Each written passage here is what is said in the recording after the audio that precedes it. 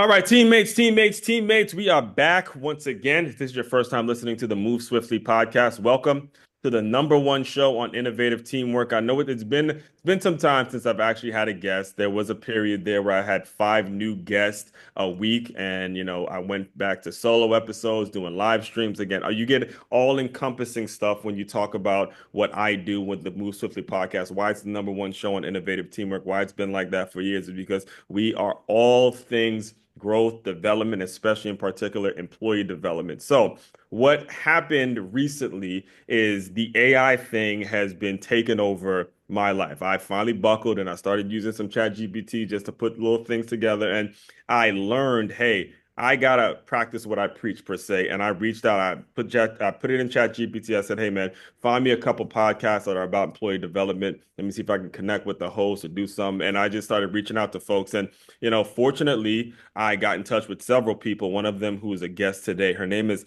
Halelly Azulay. Rhymes with Kelly and Hawaii. Again, you already know how we get down. You got to make sure you do that the right way. But on a serious note, when you are striving to be an authentic person online, it is very important that you do your research. I mean, when it came to her, I saw that she was, went to the University of Maryland where my sister graduated. I grew up in Maryland. Saw that she was also into Olympic weightlifting, so she understands the correlation between staying fit and employee development. And obviously, her company Talent Grow was something I personally am interested in just getting to know more of. So, before I make the intro too long, Haleli, welcome to the show. How are you? I'm doing great. Thank you, Aswan, and I'm glad you found me. And thank you for inviting me to be on your show. I look forward to the conversation. I do too, because I'm always interested in how a person got started in this business. All right. When you're talking about a world that pushes folks to have the employee mindset, right? In school, especially growing up where we grew up in Montgomery County, it's politics everywhere. It's DC, it's Maryland.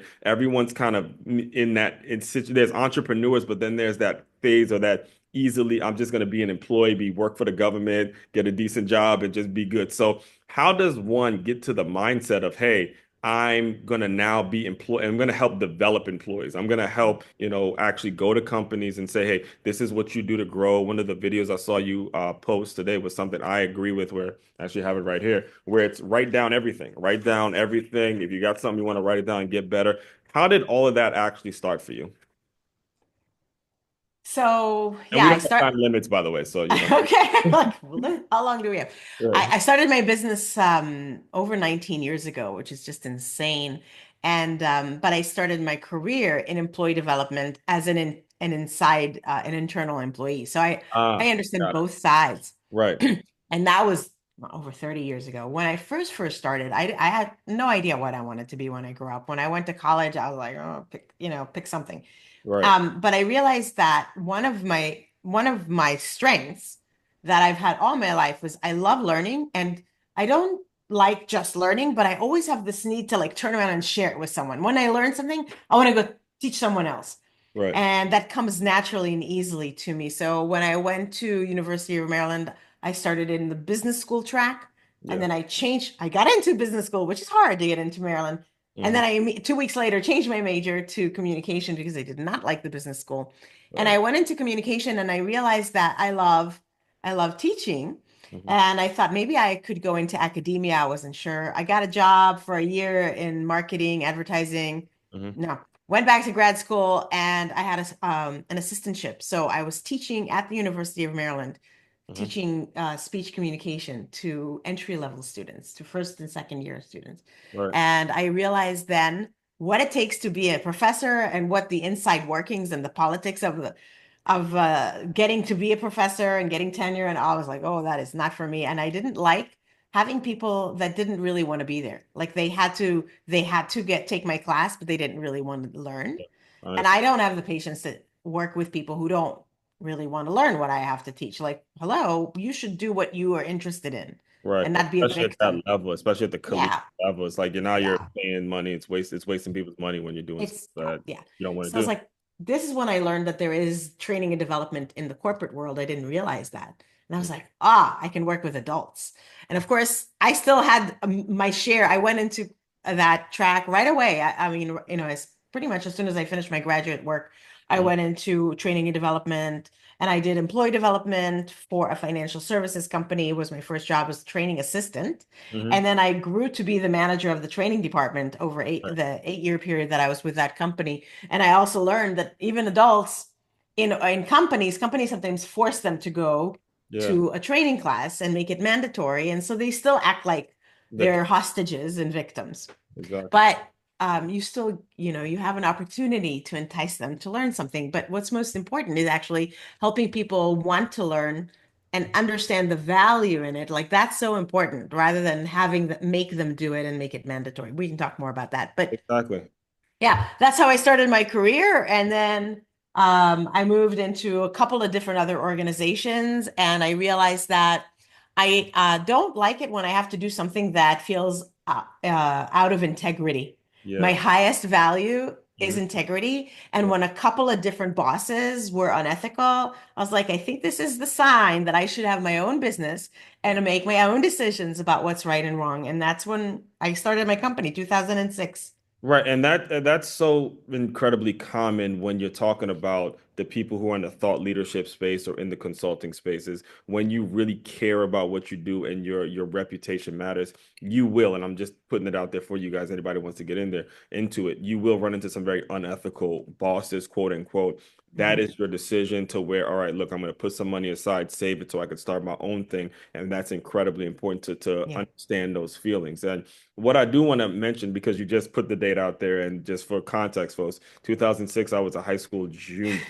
And Yeah. In other words, Halelly's old now. I say that. Well, I mean, listen, always a state of mind. If you guys look at her Instagram, I'm sure she can outlive 90% of you guys. So I will say that. But I do want to mention, because I bring that up because '06, I didn't have a Facebook account. I had like Black Planet. I might have been on the internet a couple times, but I Yeah. was more so outside. To me, it just changed. So when you're talking about developing employees, and then you get this boom of the internet and the way we're communicating now, how have you seen things change? How have you adjusted and all those things in terms of, Yeah. hey, there's something new every single day, and I got to keep up with it if I'm going to actually be someone worth paying for when it comes to employee development? Completely, completely.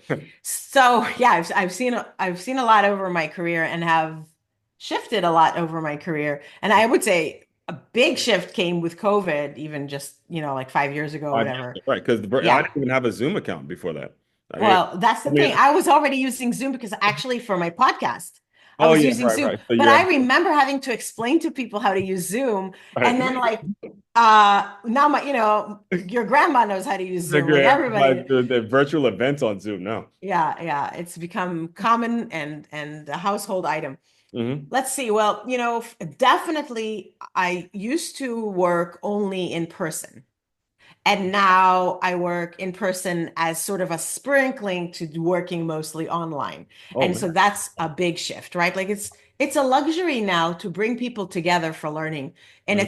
it's a big expense. And it's not something that most companies can't do it easily Mhm. unless you work in a place where everybody works from the office, from one location, then obviously that's not a problem. You just go into a conference room. Right. But like this week I did a leadership development webinar in Hmm. the morning. It was 3 hours, and the people were attending from all over Europe and the US at the same Ah, time. nice. But Okay. they worked for a global company, and now this company realizes that these people can learn together and learn from each other. Right. What's it like in Spain? What's it like in Bulgaria? What's it like Oh, in Salt Lake City? And oh. and they can collaborate and connect Hmm. in this kind of a setting and then go back to their usual day. Hmm. Man, that's So that is amazing. nice. So just for context though, and you don't have to, you can, get as detailed as you like on this one, but when it comes to the way I set up my systems for employee development, I go by the first book that I wrote. It's Swiftly. The acronym is Skilled, Well-Informed Front Team, and then LY is Lift Yourself. And we do this whole thing where we put people into groups and stuff like that. So that's a universal system. When it comes to the books you wrote, how did that stay evergreen over these years? Because again, I'm sure you Mm, wrote it was before you can do stuff virtually, but it doesn't matter. This is what I tell people all the time is when you're coming up with material, it has to be evergreen because you yeah. don't know what's going to change. And whether you're doing it in person, whether you're doing it virtually, you got to be able to do it however the client wants, and you have to be able to adjust. So when it Yeah. came to the books you wrote in your intellectual property, how did that system, ch not change over time, but be able to adjust over time so everybody Yeah. get it at every point?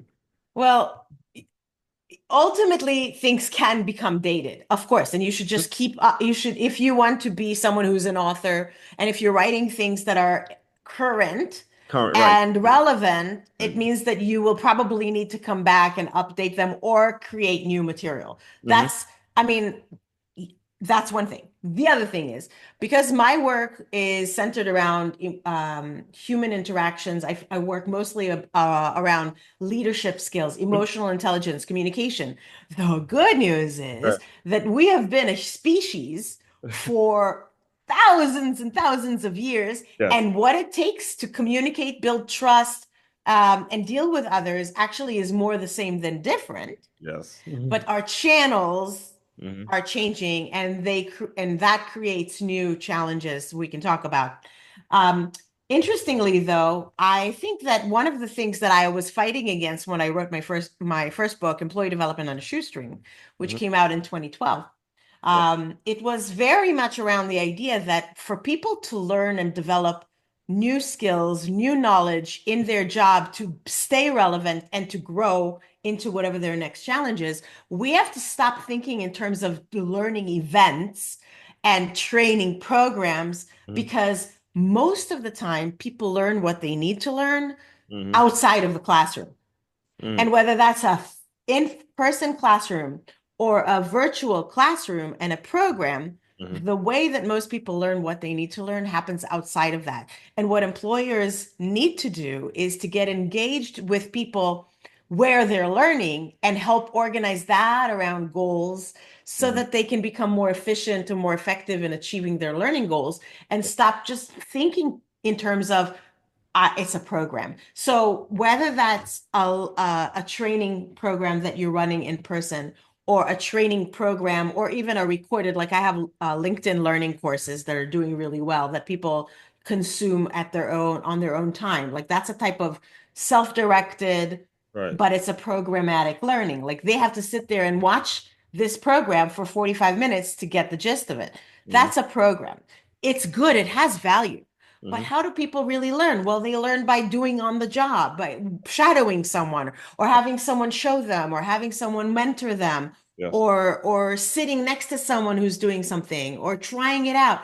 And that on the job learning is a big part of what I wrote about in the book, and Yeah. it's still very relevant, I Yeah. would say. Well, I mean, I think that's incredibly important. That's a heavy point that you just put out there. And I will give you an example from my own life is as a football guy, I learned my odd and even numbers because of football plays. And I knew if you go hashback or I formation right, 34 dive, the four is the even number, so they go to the right. All right. If it's 35 Mm. dives, the five, it's odd, you go to the left. All right. They didn't pick, I learned it in school, but it was like type of that. But when you're field training and you're doing the things you're passionate about, then the learning happens in a higher level. So I think that's an incredibly important point. It's a actually perfect lead in towards the thing I want to get you right really talking about because I myself I run every morning. I run every morning. I'm currently training for a marathon. I've done a couple half. Wow. I mean, and I do the running as a hobby, a lot like you do the lifting, and it helps clear my mind. It helps me when it comes to just constantly developing if I'm going to be teaching this stuff. Can you speak a little bit about your background as an Olympic weightlifter, as a like I think you said like a professional. I saw there was a ton of medals that you've learned. How does that connect to what you're talking about now? Just so people understand that these things that you do outside of work, man, it helps, man. It really gets your mind Yeah. where it needs to be. Yeah. Well, I admire people like you. You've been an athlete your whole life, it sounds like. Yeah, And yeah. I was never an athlete. I never thought about I myself think it hit as me. an I was like, wait a minute, did she play it? No, no. no, I played no sports. I couldn't stand sports. I hated PE. I felt always like out of my element and like this is not for me. You just said Um, you hated PE. If you guys go to her account right now, she said, no, no, I am an athlete now. I'm "Oh my, 54. I started being, disinfected." I started competing when I was 51. No kidding. Are you Yeah. serious? Oh, I I'll it's give you the mic. never too late. Wow. It's Okay. yeah, it's never too late. When I was a teenager, I danced and Hmm. I loved dancing. So I'm physically, I like being athletic, but I didn't think about it as sport. I thought about it as art, if you will. Mhm. And Right. then I didn't continue it. And I always looked for what could be a sport or something that I could connect with, and nothing worked. And I hated running. And I would try to if I went to a gym, I didn't know it was boring. Machines seemed stupid, and I hated it. I hated all of it. At age 37 is when I first started lifting weights in a gym with a trainer. At Right. age 39, I started doing CrossFit. Hmm. And I love CrossFit. That's when I discovered that I really love it. It's challenging, and it allowed me to see that I am an athletic person, and I'm a competitive person. Right. And it was so much easier when there was a program that I enjoyed. And I think that's really key. So like I commend you for running every day, but I don't like running. So I probably wouldn't stick with it. I tried, but I wouldn't stick with it if it was something I didn't enjoy. But I really enjoyed CrossFit, and CrossFit has a weightlifting element. Yeah. So I was practicing weightlifting. What I didn't know is that I'm stronger than average. I didn't realize that. I'm just very competitive. Right. But when I was 49, my coach watched me and he goes, "Wait, how much do you snatch?" And I told him, and he goes, "Wait, how much do you clean and jerk?" And I told him, and he's like, "How old are you? How much do you weigh?" I was like, "This is really weird." And he's looking it up online. Like, what do you? I didn't know that there were competitions for masters athletes. I had no idea. You're I right. didn't know there was competitions for it, and none of that. Yeah. So he's And then looking it for up. a person with your mindset, you hear that word competition. Some Oh, I and felt I he's really like, felt it. those numbers you just told me you could medal. I was like, talk more. Yeah, now we What? talking. Yeah, yeah. Now it's I'm yeah, signing let's up. do it. So that's kind of how I forget your question, but that's how I hooked into that. So Yeah. I think that when you need to have a goal that's bigger than like, let me work out today Hmm. to keep you focused when you don't feel like working out. Hmm. And the same with learning, you have to see the bigger picture. You have to see the why, and it needs to be something that you can connect with. Because if it seems stupid, irrelevant, unnecessary, if you can't see why you're doing it, if you can't hook into a Hmm. bigger reason to do something, a purpose, you're going to get stuck when the obstacles inevitably come up. Right.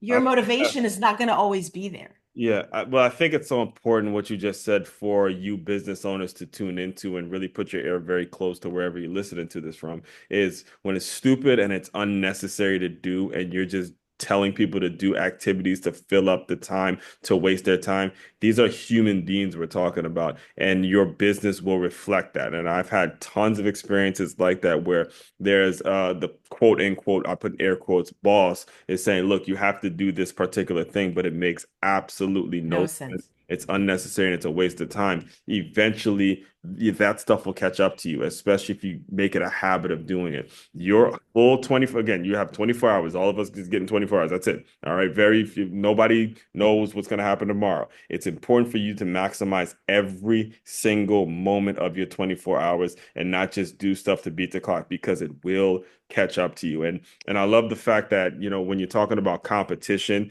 you weren't into athletics, you weren't into these things, but when you started to see the correlation, hey, I could get a goal, I could do this, I could do that, then things started to happen for you. And this can be true with any one of you all. This is the environment and the culture. That's your responsibility, folks. All right. It's nobody, it's your responsibility. And Yeah. that's what brings me kind of the one of the main things, and I'll get you out of here soon. I don't want to be very respectful of your time, but when you look at the landscape and the way things are done now, how do you kind of just have your overall take in terms of how business owners can move forward with this AI driven world, with a world that is just going to become more and more digital? What kind of advice and what kinds of things and challenges do you recommend that how they deal with the challenges now? Yeah. It's hard because you have to spend time learning and Mhm. developing and innovating, but you Right, also have to spend time doing the work that you already do and serving the right, clients you already have, right? So you have to find a balance between those. But the good thing is that there's people out there who already know some of the things you're trying to figure out. You don't have to reinvent the wheel. right, So my suggestion would be either bring on someone who already has a passion for that, who already knows a lot about it, and can shortcut your learning curve and help you get up to speed faster so that you don't have to learn it from scratch and figure it all out yourself. That's one. Yes. And then they could become one of your most valued employees if you allow them the freedom and give them the responsibility to take over. How do we incorporate AI into our business model? Or what are ways in which AI tools can help this specific company? That's one idea, I would say. The Right. other is that it's like in football, Mhm. like in weightlifting, like in anything, you have to constantly hone your skill. You can't just rest on your laurels. Yeah. Just because you lifted heavy yesterday or you ran far yesterday, it doesn't take care of you today and tomorrow. Right. So you have to, I would say, spend a little bit of your time on developing yourself. Yeah. So because otherwise you will become irrelevant. You Right. will become outdated, outmoded, and your competition will eat your lunch. They will. So, They most you know, definitely will. so you can't say, but I already, it's done. The It's world is moving forward. And Mhm. so you can begrudge it or Mhm. you can get with it. You can get And so moving. You can get moving, man. And get, that part of it, I can speak from experience because if I didn't do that, Haley, she would not be on this podcast right now. If I didn't just buckle, a lot of people say, "Yo, Aswell, you got to start using Chat GPT." I know you like to write your own stuff. I know you missed your focus, but what I actually started doing is I would just write up typically the long message or long articles that say, "Hey, Chat GPT, turn that into some reach outs, turn that into a list mm, of this," and then reach out to that person. And I'm able to triple, like, I mean, the tons of stuff I'm able to get done in a given nice. day because I buckled, I paid for it. It's like what, $44 a month to have the Chat GPT stuff. And you guys can see it's already seeing an effect. And that's the key. Are you getting to the desired result? I want people to think of Move Swiftly and immediately think of employee development.